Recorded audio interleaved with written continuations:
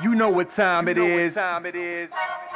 You know what time it is. How firm thy friendship. Oh, you know what time it is. Raw with them boys of the fall. You know what time it is. On the ground with a nose for the ball. You know what time it is. Blood, sweat, and them tears for this game. Leaving it all out on the field with no fear for you lanes. Buckeyes by a billion. We in the building with over 100,000.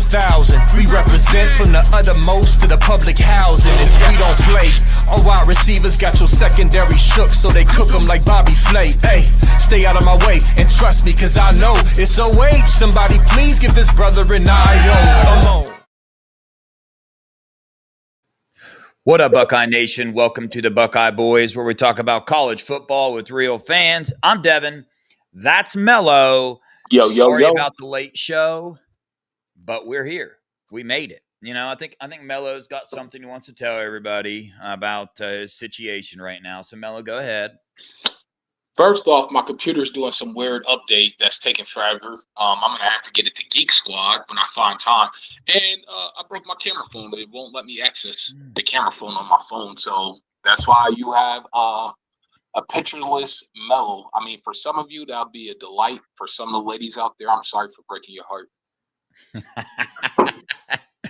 Yeah, sorry about the late show. As you can tell, I may look a little sweaty, a little out of sorts right now. I'm going to be honest, I'm wore out.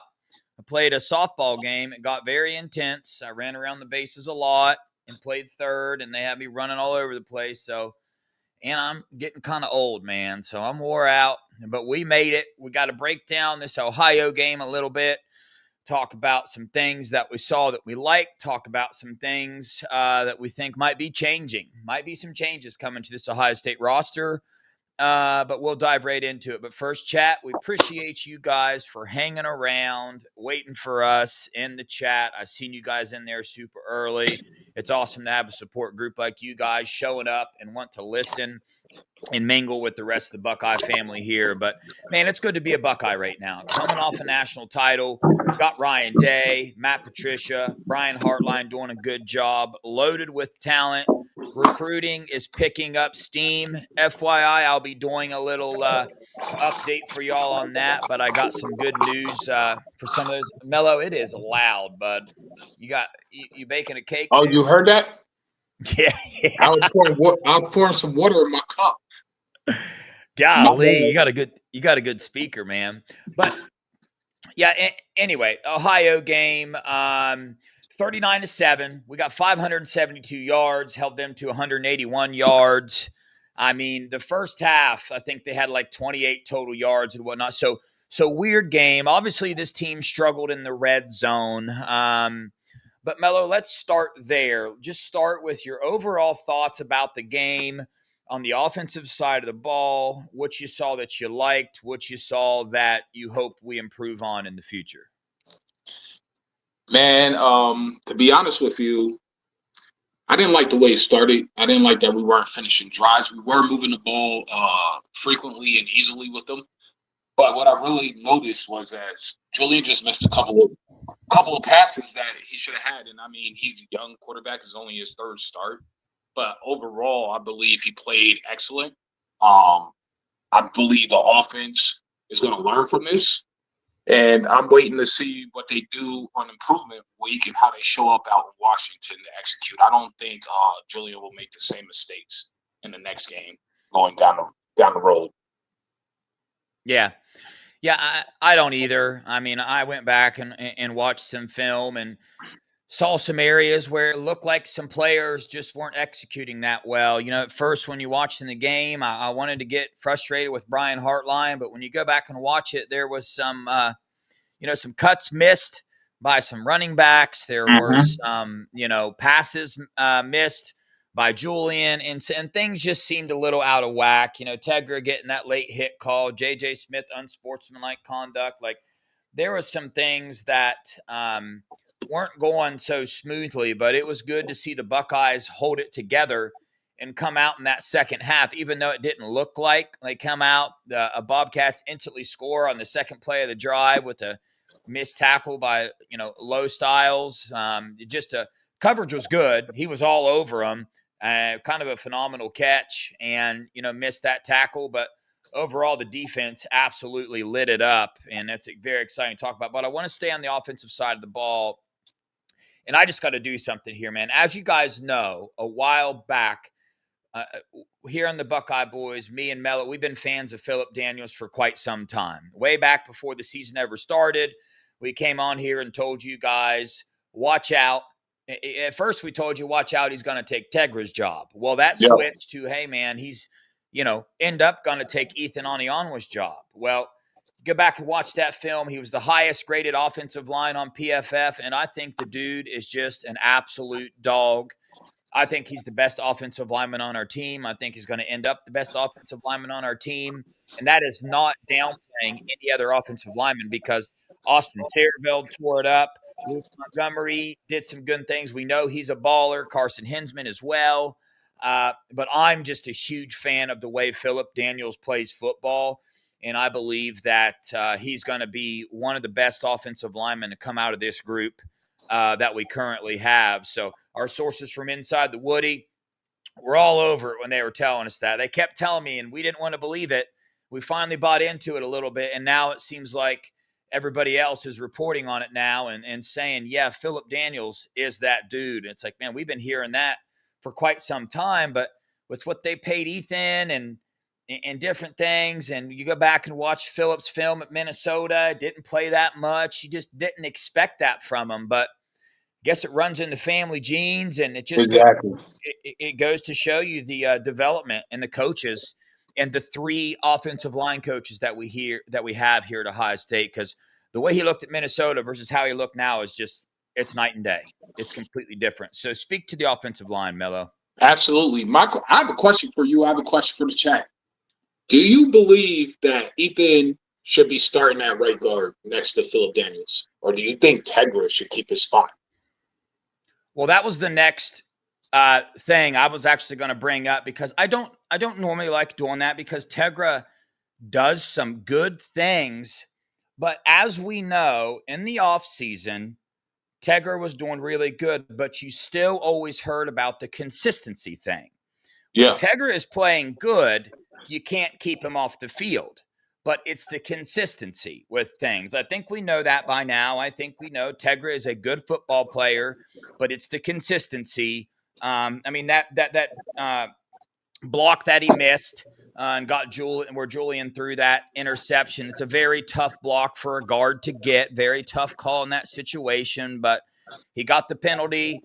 But, man, where I stand now, I think Ethan will end up in the right guard spot, getting more snaps before the season is over. That's just what I think. And, that, again, I hate to say that because it makes it sound like I'm hating on Tegra. I am not. I just think that's the reality of the situation. I think that's the first roster changeup that I believe we're going to see. And I think you're going to see little by little Ethan getting more and more. Actually, let's look at this real fast. In this game, Tegra got 49 snaps and Ethan got 14. The rest of the offensive linemen starters got 63. So they split that up a little bit there. But you'll see that 14 number, I believe, grow, because when I watch Ethan, man, I watch Ethan pull around on some of these counter plays. He's violent. He is violent, and he finds his person, and that person by the end of the play is nowhere near the ball. But again, I'm not an offensive line coach, just telling you what I see when I go back and watch these things. I'm a big fan of Ethan at the right guard position. But answer your own question. What do you think? Let's see what the chat thinks. The chat is right where you're at. You can read that one if you want. Yeah, Tegra must be the greatest practice player ever. I've heard a couple people say that, but yeah, Ethan should start over Tegra, period. Yeah, Brian, we're going to get here. We're at the offensive line right now. I got some other roster changes to talk about as well. But Mello, what's your thoughts about that situation? So I'm right with you on, I don't want to seem like, we're like the biggest supporters of these players. Like, we love them. And it's kind of hard, even like just for us, how we are characterized, to come out and talk negatively or to be honest. But the The offense just looks better with Ethan in the game. Like, it just flows better, in my opinion. I feel like the best five, Ethan is a part of the best five at right guard. That's just my opinion. I know Tegra's been here for a while. He put in the blood, sweat, and tears. He deserves to play. He deserves what they're doing, but I just feel like he's not one of the best five. And I hate to say that, but I just feel that. It doesn't look that way when they're playing. And I would like to see that change, or at least go 50-50 and do a true eval, right? Not 14 snaps to 40-something snaps. I just think maybe that's part of the reason, like, the run game is looking a little up and down, besides one running back that we'll touch on here shortly. Yeah. Well, there's a lot of confusion from fans that, we saw in the chat. Tegra must practice really good. You got to remember, here's what I think's going on. You got to remember, Ethan came in to be our left tackle. He spent a lot of the time in the offseason repping at the tackle position. It wasn't till later in the fall that they switched Austin to right tackle and ended up putting Ethan at the right guard position. So he did not have long to learn that guard position. So I think that's what he's still in the process of doing. And don't get it twisted. We will need Tegra. We're going to need him. This is a long season. I have no doubt that we are going to need him to step up in a couple games this year. But I think that's something to keep in mind. If you ask yourself, when you watch Ethan go in and he plays good, you got to ask yourself, is the play calling limited when Ethan goes in because of his lack of experience, and his lack of experience in particular in the offseason at the guard position? I think that's one of the biggest reasons why. But overall, our offensive line in a very good spot, our quarterback position in a very good spot, our wide receiver position, we can touch on that quickly. JJ's an absolute boss. Oh, wow. This is bad. I call Carnell Tate Mr. Reliable. Yeah. All he does is catch touchdowns. That's all he does. He just catches touchdowns. I heard whoever called our game, I forget who called the game, the Ohio University game. Sims. Said, oh, yeah, it was Sims. He said Carnell Tate's a second-round draft pick. What are you watching, brother? Carnell Tate is the first wide receiver off the board. Yeah. Me and Nevada talked about in the post-game show. We we were clowning on that pretty hard, but I agree with you. Carnell Tate, no wonder Oregon and some other teams offered this dude $1 million to come to their team because he is a number one receiver. The dude's a dog, and you seeing him. He gets utilized a lot in this offense. They're covering JJ like that. Carnell is just as dangerous one-on-one. I don't know that there's a corner in the country that can cover him one-on-one. But the question is, Mello, Brandon Ennis is getting a lot of not a lot of love right now. He's not getting a lot of love because of the stats and because the punt returns and different things. And I haven't been able to put my finger on what I actually think. All I know is that BI is a captain of this team. He does all the little things. You saw him get in between JJ and those players. He is a leader on that field, and I think that's needed with this young team way more than people truly realize. I really do. And I think Brandon Ennis is talented enough in this wide receiver room to contribute. I just don't think we've seen it yet, but I could be off. It's hard when you got Mylan Graham and Bryson Rogers sitting behind him. And it makes people want to say, hey, I want to see that shiny new toy. But do we need to see that shiny new toy? And do you want to take one of your captains off the field who brings the experience and the leadership that he has? He got voted a captain. So that's a big deal. So here's where I'm going to go with it. I don't want Brandon Ennis returning punts anymore. I want Bryson Rogers back there. Bryson Rogers, pretty electric there. We can use him. Let him get some reps. You know what I mean? He deserves to be on the field as well if he's not going to get as many snaps. In terms of production for BI, in terms of his role as a slot receiver, if you go back and watch that Ohio University game, BI was open a lot in the red zone. But saying that wasn't his first read. Now, if Sam was like he'll get that with experience, B.I. was open. He could have easily had 2 touchdowns in the red zone where we didn't get any points but field goals. And you have to think about that as well. Like if you go rewatch, B.I.'s doing his job. He can't force the quarterback to throw the ball to him. It was open. So I was thinking that as well when I first watched the game. That I rewatched it, and I'm like, oh, he's open. He was open a few times in the red zone. If they just missed him. And when they go and watch the film, it's going to get cleaned up and it's going to get corrected. You can't always just target JJ or Tate for the most part, or even just the tight ends. We have so many options. You have to see the running backs and know that they're going to be open by scanning and seeing how the defense is set up. Same thing with the slot receiver.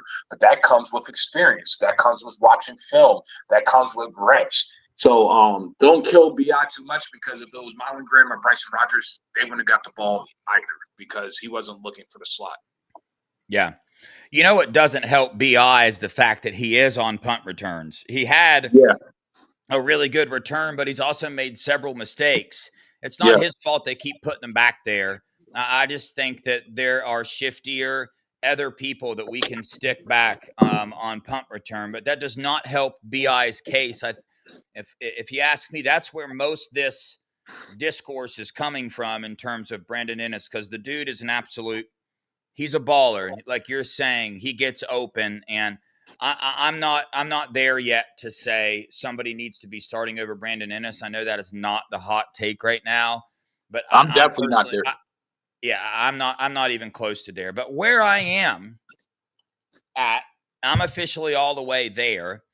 I'm going to call my shot, and I'm going to say that Bo Jackson is going to have the most carries in the Washington game and the rest of the season by a pretty good margin. Let's look at the snap count real fast. From last game, we got C.J. Donaldson with 28, James Peoples with 20, and Bo Jackson with 16. So he's still got the least carries, but Mello, 2 games in a row, over 100 yards, over 10 yards per carry. Are they going to be able to keep him off the field? Absolutely not. He's RB1. I think it's a done deal. It's so obvious. He's RB1. The only thing that probably kept his snap count down just a tad bit is the fact that he reached for the goal line, not this past game, but against Grambling, and he knocked the ball loose. And we all know how Ryan Day is in terms of protecting that ball. So outside of that, he just looks different. It's not to say James People or C.J. Donaldson aren't elite or aren't good, but that's just a testament of how special this kid Bo Jackson is. And I always knew he was special, but I didn't really know until I saw how hard Kirby Smart and UGA wanted him. And Kirby goes after elite running backs like we go after elite wide receivers for the most part. So they pulled out the full court press nonstop on Bo Jackson, and it shows why. That dude is different. He reminds me of a little bit of Trey Henderson as a freshman, right? You could see that Trey was going to be special immediately from day one. It's the same thing with Bo Jackson. And the run game just looks better, and you need that explosive run game to complement with the passing game and to take a lot of pressure off of Julian Sane and off of JJ and Carnell Tate as well. So it has to be complementary. And no offense to the other 2 running backs, Bo's just better. Yeah.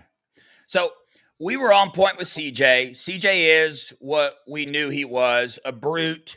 I mean, he misses some reads, and he's just the guy. He's going to fall forward most of the time. One time he didn't. He got put on his back by an OU safety.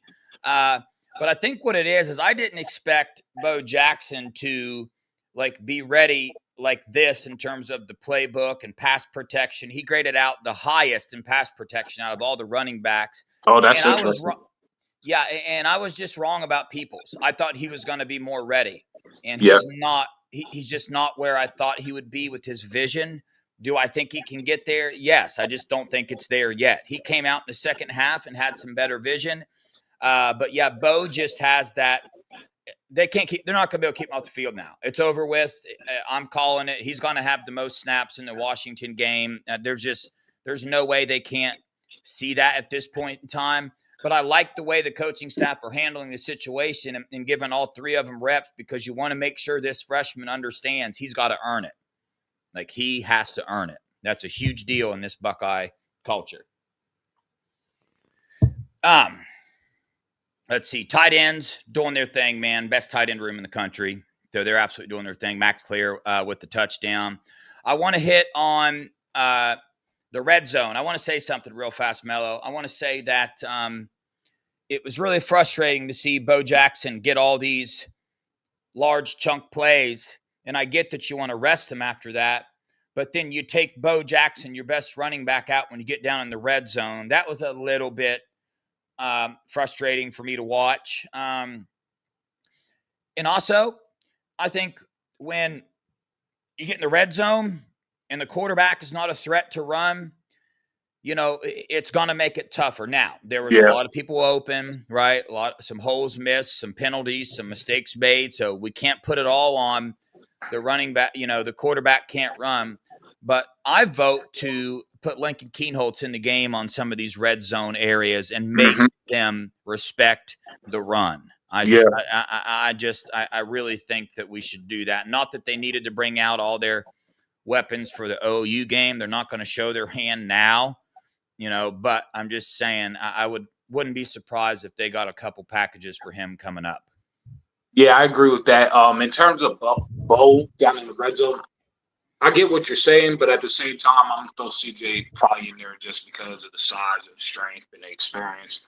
And like I said, I mean, Ryan, you got to show Ryan Day you're not going to fumble, right? You're not going to reach or do something crazy that's going to make him super nervous. So with that, I'm not overly concerned if I'm the coach or I'm Coach Locke and Bo comes out and he's like, man, I just did all that work. Like, this is varsity blues situation, right? I did all this work and then you're not going to give me the ball down there. I'll be like, kid, you better score before you get in the red zone. Don't get caught. Yeah, I know. Hey, Night Barb, appreciate you joining us. Have a good night. Yes, Barb. So what's crazy, Mello, is that we have JJ, the best offensive player in the country. We have the second best wide receiver in the country, Darnell Tate. We have the best tight end room in the country. We have a freshman phenom for quarterback. We have the best offensive line in the country. Yet, I am more excited to watch the defense than I am the offense this year. Yes, me too, man. I thought I was the only one. No, you're not. And, I mean, you got to give Matt Patricia the credit that he deserves, but you also have to give some of these players, and there's one player that needs to be up there in the discussion with the way that Caleb Downs and Sonny Styles and Arvell Reese are, and K-Mac, you know how we talk about those guys on defense. We know they're stars. There's another name that's being left out. There might even be a couple. And his name is Caden Curry.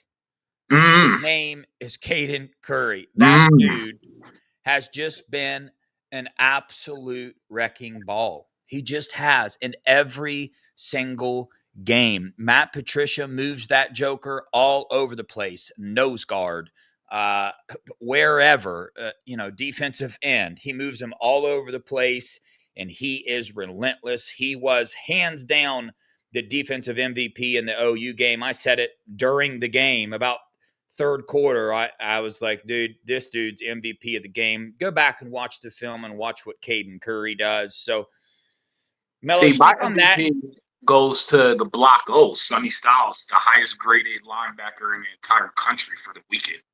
He had a phenomenal game. You know who else we're sleeping on? Well, we're not really sleeping on him, but Bo Atkinson, man. I watched him just truck the center. Who? Bo Atkinson.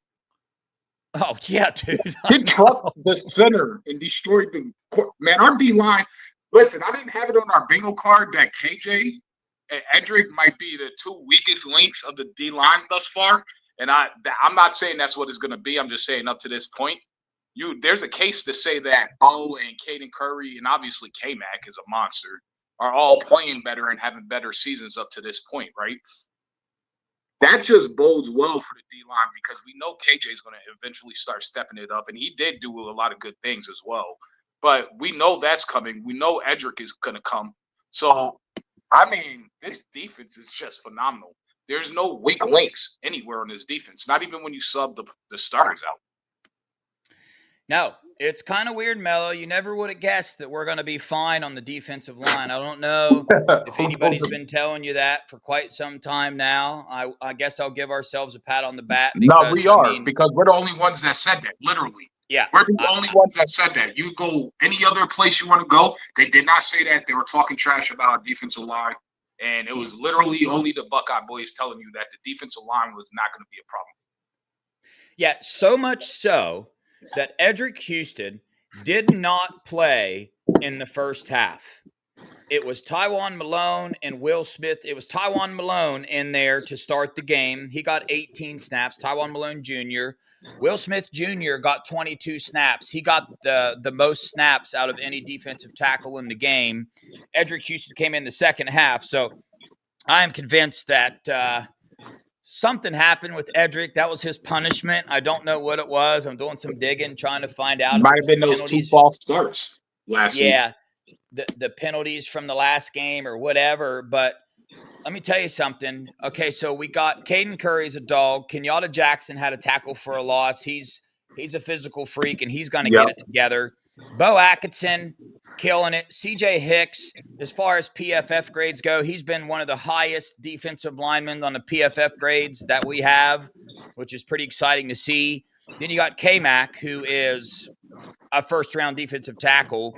You got Will Smith Jr., who is disrupting stuff a lot. Tywan Malone is picking it up as well. And Jarquez Carter is now being thrown into that rotation like we predicted and have been saying for quite some time now that Jarquez Carter is going to make an impact as a freshman. And he is not getting thrown in with the second stringers towards the end of the game. He is being rotated into the game at this point. I know it was just Ohio, but I think they are trusting Jarquez more and more. So long story short, our defensive line with Matt Patricia, I am thrilled with it, and they are very, very fun to watch. Yeah, shout out to Matt for pointing this out. We did say that the defense was going to be faster. But this is the thing, like, we do have sources. We are pretty sourced up. We're not as sourced up as, like, say, Main Scoop channel, but we have our own sources, and people tell us that a lot of people tell us stuff that's going on. So that's why we were so confident, especially when it's several different people that don't interact with each other saying the same thing, then you could bank on it being more than likely true.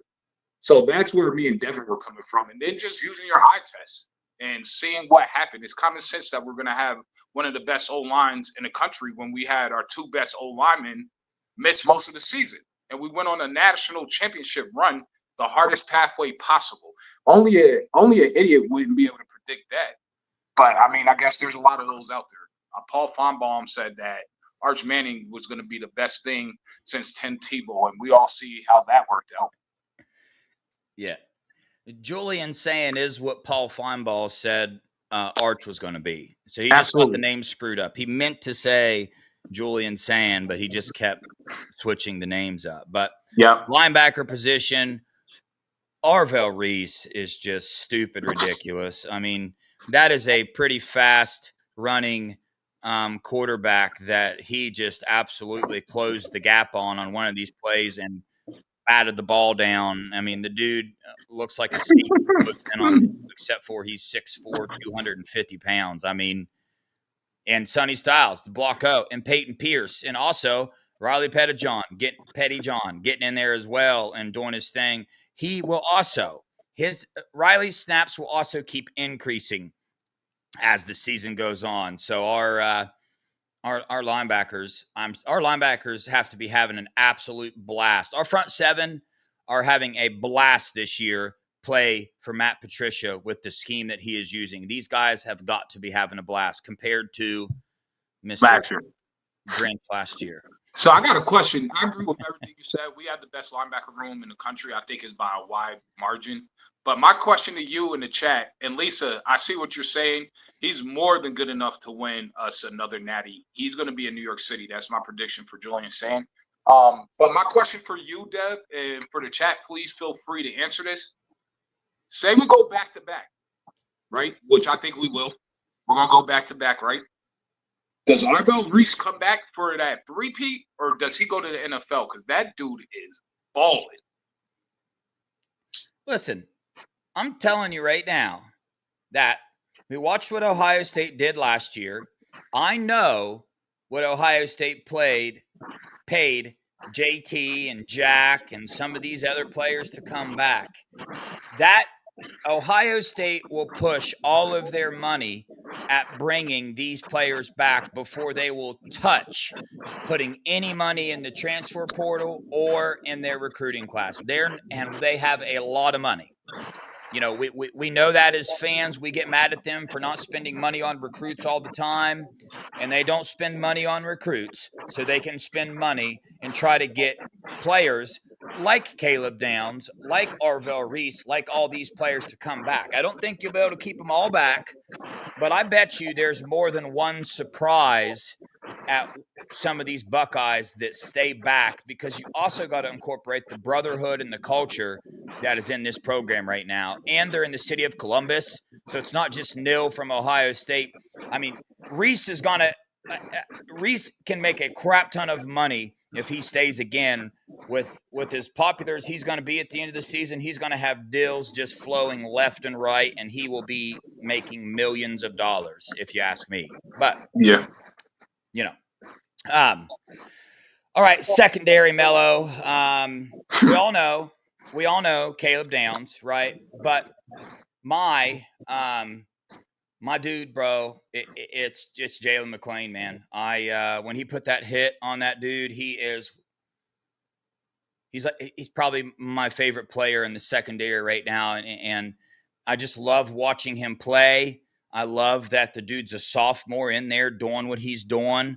I love watching the growth from game 1 to game 3, watching him back there and communicate, watching him watch Caleb Downs and take his characteristics and his communication and use it in his own game. It's just really, really cool to watch Jalen McClain play football, and I think he's going to be a superstar. But we are just, loaded. Matthews, Iggy, it's kind of wild. But give me your thoughts on that. And if you want to touch on the Lorenzo Styles stuff, because a lot of people are saying bench him. I don't know if you want to get into that or not, but we're going to get into that. I want to get into all of it. But I'm not surprised that you would like Jalen McClain. I mean, he is a Jersey boy. I mean, we all know your affinity for the Jersey players and the athletes out of Jersey. So let's just be honest, right? Jersey has that dog in him. I'm going to be honest. I didn't know he hit like that. That's like a Malik Hartford, Lathan Ransom type of hit. I knew he was a ball hawk. I know his sideline to sideline speed is incredible. But now you add the hitting. There's no way he's coming off the field. It would have to be like, I'm not even going to say I'm not going to wood because I just thought it. But he's not coming off the field, man. But to be fair, my favorite secondary player, my favorite player, period, is Caleb Downs. I'm just be honest. Like, I have a little man crush on him. No diddy. But, yeah, Lorenzo Styles, it looked like he broke his arm, man. I'm not sure. But when he got hurt, it looked like his arm was hurt. I was shocked. That's one thing I was shocked that Bryce West was the first one in. I thought they were going to figure out a way to put Devin Sanchez in. So that was interesting. I found that interesting that Bryce West was the first one in, and he did a really good job. There's no knock on him. I was surprised, right? So in terms of Lorenzo Styles, yeah, he got beat one time, but, like, he's been balling all season. So, like, it's hard. People are going to get beat. It happens. It's football. It's a sport. People make mistakes. So I don't think you could bench him just for that. Now, if he's hurt, then he's hurt. But if he's good, he's going to be starting. Yeah, so he is good. He dislocated his shoulder, and they put it back in. So, they're thinking he's going to be okay. But Iggy and Jermaine, 43 snaps. They stayed on the field a long time. Devin Sanchez got 27 snaps. Love to see it. Jalen McClain got 48 snaps. He got the most snaps out of anybody in the secondary. Caleb Downs with 46. Lorenzo Styles with 24. Bryce West only got 7 snaps. So actually Malik Hartford was in there a lot as well. So what I think they did is when Low Styles was out, I believe they incorporated either that 3 linebacker look or they had Malik Hartford in there as well and moving somebody around. I haven't seen the all-22 defensive film to see what happened there. Neither have I. Malik Hartford got 16 snaps. Bryce West only got 7, and Low Styles only played 24. So there's some reps in there somewhere that was either a 3 linebacker set or Malik Hartford, some combination of Malik, McLean, Downs, Iggy, and Matthews in there somewhere. So those are the only options that I'm aware of. Ken said, I thought Sanchez came in and Jermaine moved to slot. Well, Ken, to be fair, I didn't watch all 22. I've been kind of busy. And I was just going off of what Mr. Sims said, and we all know he probably was more than likely wrong. I'm going to give you the credit, and you're probably right. So we're going to go with that. That's what I like that better anyway. It makes more sense to me logically. Bradley, this is an extremely true statement. Me and Mello have both said that on this show multiple times, that we did not win the Natty without Caleb Downs last year. Not at all. Impossible. We hold pretty firm to that. So that's a very good statement be made there. So, again, there's going to be, I believe, the starting roster and this snap counts are going to change at the right guard position, at the running back position. And some of these freshmen are going to start getting more and more snaps, and things are getting worked out. We're on to Big Ten play now. We got the bye week. They'll be able to work out this red zone stuff. I'll be at the Washington game, so get ready for a live stream from there. How I do it is I go live while I'm waiting in line, and I stay live the entire time until they got some magic machine that shuts off all cell phone service during the game. So my stream will just randomly end at some point in time. But when I go to the games and I'm streaming live, I don't care where my seat is. I try to jump onto the field. That's my goal. So you guys will see me doing that live. I'm very sneaky. I'll even bring an extra collared shirt to look professional. Put one of those things around my neck, get a clear badge, and then write something on it to look professional. I'll try to get down there, and we can really get close up. Yes, sir. Be prepared for that. And I also forgot to announce the Natural, the winner of the Washington ticket. So I'll be getting with him. I'm not even going to ask the last question. It's worth 7 points, but there's nobody even within 7 points of the Natural, right. So there wasn't a point in asking that question. Right. Recruiting, believe it or not, picking up steam, because I think a lot of these recruits are seeing what's going on in Buckeye Nation right now, in particular on the defensive side of the ball. I will tell you, there are several recruits around the nation that you guys would be very excited to hear that are paying very close attention to what Matt Patricia is doing on this defense. And I'm here to tell you that there will be a top 100 defensive lineman that flips to the Buckeyes. Also, Kari Wilder is now the number 1 defensive line recruit in the nation, according to Rivals. So, again, this class with 21 recruits is absolutely elite. Yep. It is on par with Ohio State recruiting. They evaluated the crap out of everybody else, and they went in and they got their players, and we are loaded with players, and we're gonna be fine. I promise you. You'll see how this ends. So who's been saying this the whole time? Just us. Nobody else has been saying this. Like, maybe you should listen to the people that actually talk to these recruits and not randoms. I'm just saying. Yeah, if you guys wonder where we get any information from, just go back and look at all the interviews we've done. We've kind of got well, you can see for yourself. But yes, Rivals and Con 3 are now together. I still despise Con 3. I still despise 247 on a national level. The Buckeye sites, Letterman Row and Bucknuts, they're really awesome. I love their coverage. I subscribe to them. I read their stuff too, but I'm talking the national guys over there that you know what they do. They make these kids look like their word means nothing. They don't give a dang about these kids whatsoever. They just say whatever they want. I need to stop because I get fired up and say stuff, and I go back and listen to myself and say, Man, I shouldn't have said that, but No, it is you what it is, should say man. that because I look at our inbox with the parents of these kids and the kids themselves saying, thank you. Thank you. Where are they getting this stuff from? Like, you're literally ruining family plans that have nothing to do with recruiting or them flipping. Stop making it out to be that, because that's not what it is. Yeah. Shane, actually, the number one thing that we get blamed for on this channel, which is funny because I don't really have time to watch other YouTube shows, is that we steal information from other YouTube shows. It's one What? of the funniest things. Yeah, bro. Yeah, Mello. Did we get Who those said messages, bro? I mean, I don't even, dude.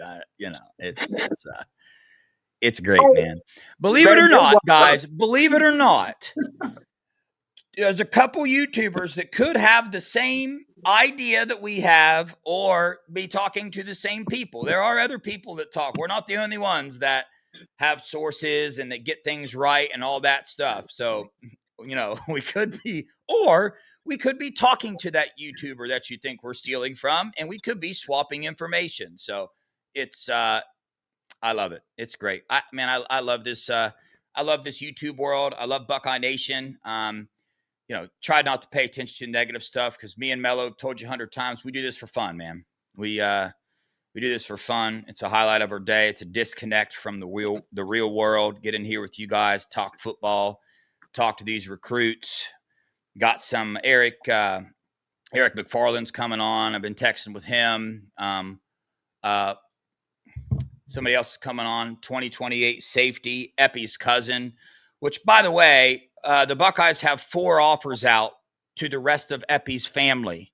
Just to let you guys know a little something. There is something happening right now. Epi Sitonale is bringing, and if we land his family, they're all elite. They're all all elite. 100 recruits. Yeah. And people don't even understand how elite Epi is. You're going to find out, though. And another thing, I just wanted to touch on something like, if you go back and look, I don't know who's saying that we're stealing their ideas or whatever, because I can tell you right now, I know for a fact people stole our ideas. That's why we stopped, for the most part, announcing ahead of time about shows that we were planning on doing because they were just flat out stealing them and running with it. But if you go back and look at any of our previous shows, we've been consistently saying the D-line is going to be elite. This defense is going to be faster. That we're going back to back. The defense is going to be much improved. That Matty Patricia is an upgrade to Jim Knowles. Right? You can go back and see.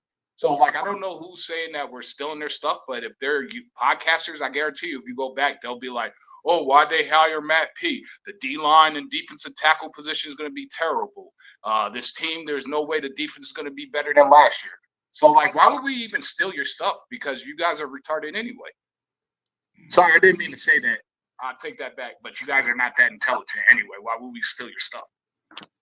Well, the truth is, I don't even pay attention to it. I don't even care anymore. I don't pay a lick of attention to that stuff anymore. I get on here. I have fun. I do what I do. If people hate me for having fun or they don't like me, then I don't know. Join the club. Put it on my tab. I don't know what you want to do, man. There's for sure. a long list, but it's Pole Moala.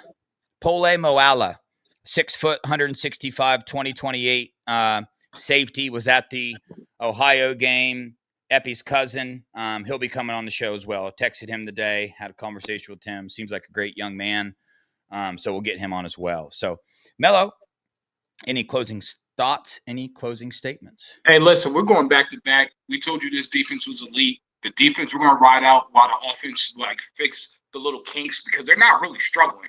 It's not as efficient as we want it to be, but it's coming. And this is easily the best team in America. I don't know if you watch Oregon struggle a little bit with Northwestern, playing with their food. Penn State offense has not looked good at all. Miami looks pretty decent, but if we play Miami, we're going to smack them. UGA, they got blessed that Josh Heupel he doesn't know how to finish a game. So, I love what the Buckeyes are doing and where we're at and how the season is playing out and how we're progressing. And I'm telling you, watch out. We're going on the run again. Yeah, no doubt.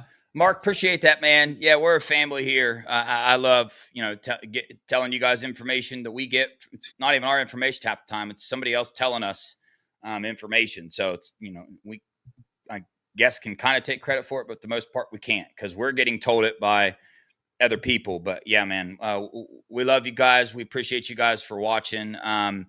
Remember, the motto this year for Ryan Day is get better faster than anybody in the country. Yep. So it's a good thing we went through the red zone struggles that we did in the OU game, because I promise you that those things are tools for this coaching staff. That film is tools for this elite coaching staff to teach these guys, to grow these guys, to get better faster than anybody in the country. And when you got this many offensive line coaches, when you got Matt Patricia, you got James Laurinaitis, you got Coach Walt, you got Matt Guerrieri, you got Billy Fessler, you got Brian Hartline, you got Coach Locke, you got, Coach Bowen, you got Ryan Day. You got to be kidding me. That's an elite coaching staff. We're going to be great. But appreciate you guys. We'll try to get back on here tomorrow, cook up something, might talk about some recruiting stuff. A recruit might hop on, but we, again, appreciate 138 of you in here. Love every one of you. Appreciate you guys for joining. You guys got any show ideas? You ever want to come on here and talk football with us? Shoot us an email. You can get on here. We can talk about some things, have a conversation. We might do a fan show tomorrow. Put the link in the chat. We don't know, but appreciate you guys for joining the show. On that note, we love you guys. Appreciate you guys. Go Buckeyes. OH. IO. Yeah, he was on go.